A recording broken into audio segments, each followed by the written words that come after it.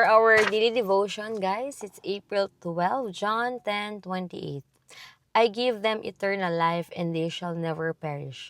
No one will snatch them out of my hand. Yesterday, today, and tomorrow.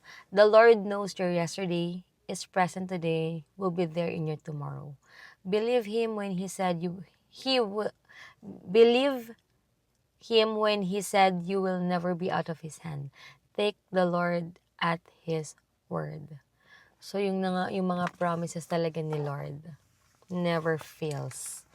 And will never fail talaga, guys. As in, promise talaga yan, guys. Kahit ako,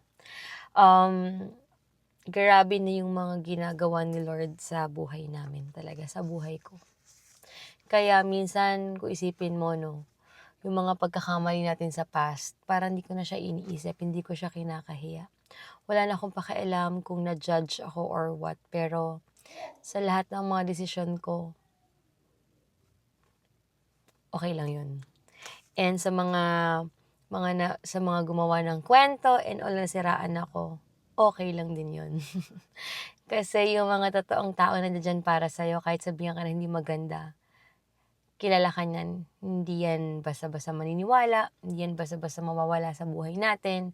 Kaya naman ako dun ako sa promises si Lord mag-hold na hindi natin pababayaan kahit anong mangyari. May mga nafe-feel ako minsan ng mga disappointments and worries and fears, pero nare-review ko siya agad kasi ayoko ma-feel to na dapat hindi ko siya nafe-feel, kasi dapat kung talagang si God yung center ng buhay mo or si God talaga yung priority mo, dapat hindi ka maka-feel ng ganito, dapat tiwala ka lang. Dapat hindi ka mapanghihinaan ng loob or kung ano man.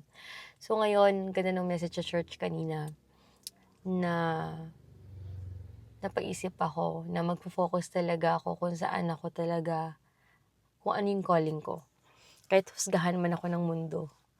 And mas gusto ko yung marami akong ma-inspire na tao kaysa kung ano man yung, mas gusto ko na lang na magkaroon ako ng impact sa tao na mabago yung mindset nila and all, kaysa kung ano man na i-flex ko kung anong meron.